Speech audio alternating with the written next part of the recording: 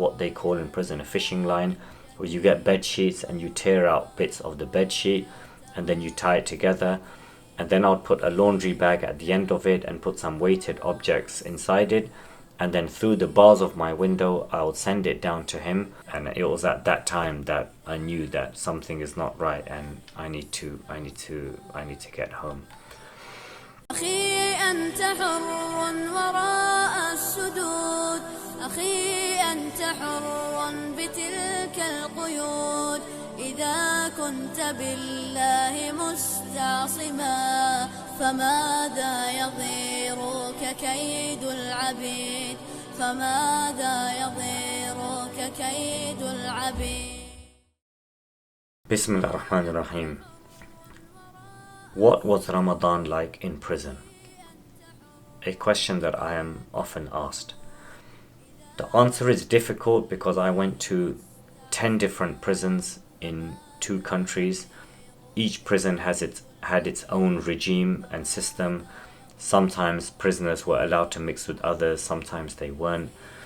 So the times where I was in prisons, where I was allowed to mix with other prisoners, we would get together, gather in one of the cells, and everyone, all of the brothers would bring whatever they had, some dates or some nuts or some fruit or some chocolate or some crisps. They'll put it all, and we put it all on the table, and all of us would eat it.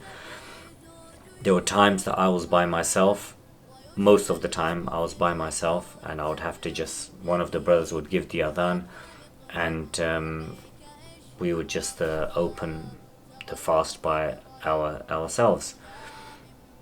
I remember some of the Ramadan memories that I have. One of the hardest things was waking up for suhoor, especially when it was in the summer months. And I was in a prison where you were not allowed any alarm clocks. So how do you wake up? You have to wake up and you don't have any alarm clocks. How do you wake up? So one of the ways that I would wake up was using the water trick.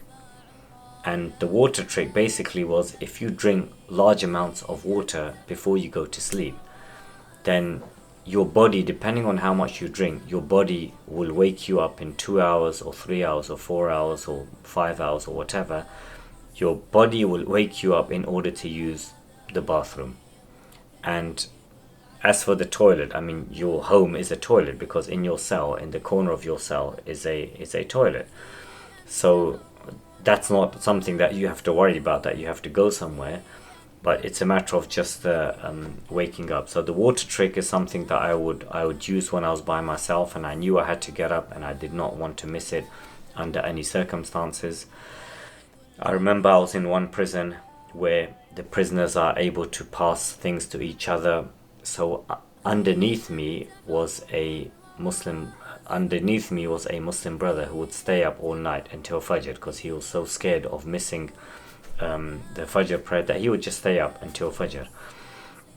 So I would ask him to pick me to wake me up, and how I would do that is I would get what they call in prison a fishing line, where you get bed sheets and you tear out bits of the bed sheet and then you tie it together, and then I would put a laundry bag at the end of it and put some weighted objects inside it, and then through the bars of my window I would send it down to him, and after he got it, then he would just hold on to that and I would go to sleep.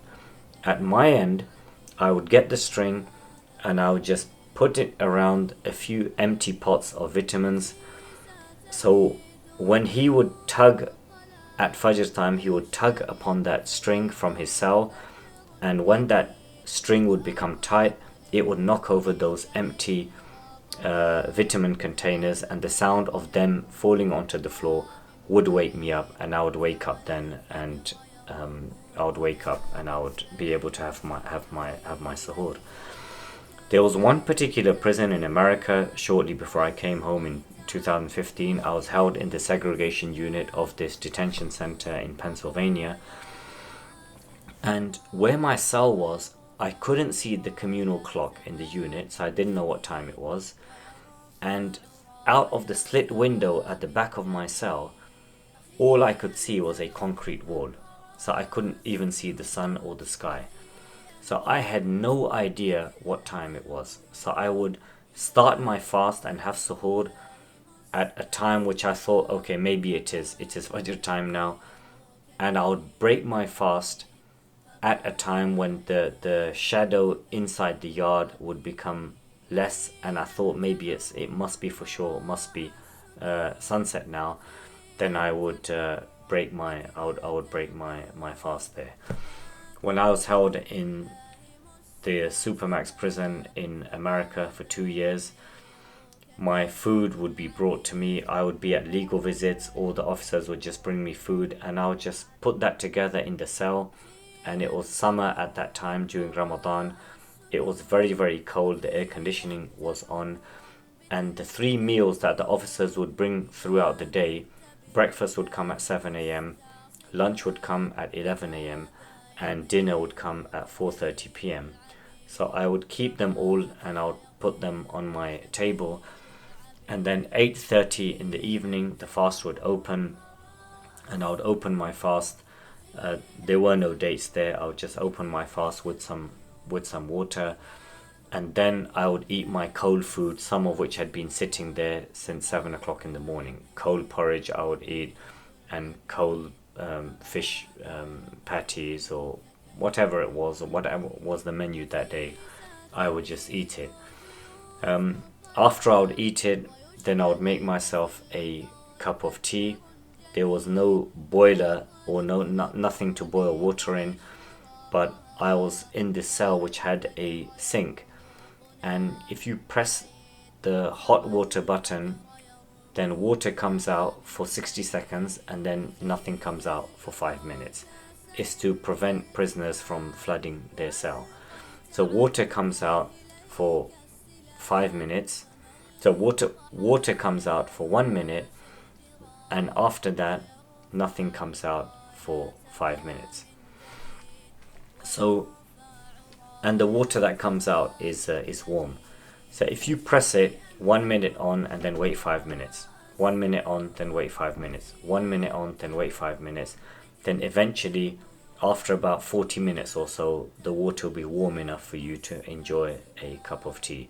So I would drink that warm cup of tea, and then with it I would have a small piece of Hershey's. Now, Hershey's, if you're American, or if you have been to America, or if you've had the misfortune of trying Hershey's, it does not taste nice at all, especially if you come from Europe and you've tasted real chocolate. Hershey's, I'm not going to describe what it tastes like, but a number of words have been said about it. But I had a pack of Hershey's. That was the only chocolate that was available there, and after I opened my fast, then I would eat my cold food and I would have my warm tea. Then with it I would eat 2 or 3 pieces of Hershey's chocolate, and that for me was the most, at that time it was the most beautiful chocolate in the world. And after being in America for 3 years, I had actually begun to like Hershey's, and it was at that time that I knew that something is not right and I need to get home. So another thing that prisoners would do is that they would share a lot. When we were in communal prisons, then they would share their things out, and they would buy things from their savings and give it out to other prisoners. They would give charity. I remember in 2010 there was an earthquake in Kashmir, and the Muslim prisoners, most of whom were on £15 per week salaries, they donated approximately £3,000 for the victims of the earthquake. That went to a charity. They donated by giving the consent from their forms. When I was on the detainee unit, we were 7 different brothers in a small, quiet, enclosed like a unit, such that even if one brother was to sneeze, then the others could hear him. And you would hear different melodies of the Quran. You would hear it being recited an hour or so after the fast had broken. After iftar had broken, one brother would be reciting in a high-pitched voice fast, another one would be reciting in a slow, deep voice, another one would be reciting quick, another one would be reciting slow. And when you would be reciting and reading your own prayer, when you would stop and pause, then you would be able to listen, so that it was a beautiful melody. And it really was a beautiful melody, and it was a beautiful memory of those Ramadans in prison. So these were just some stories that I wanted to share today. Assalamu alaikum wa rahmatullahi wa barakatuh. أخي أنت حر وراء السدود أخي أنت حر بتلك القيود إذا كنت بالله مستعصما فماذا يضيرك كيد العبيد فماذا يضيرك كيد العبيد أخي أنت حر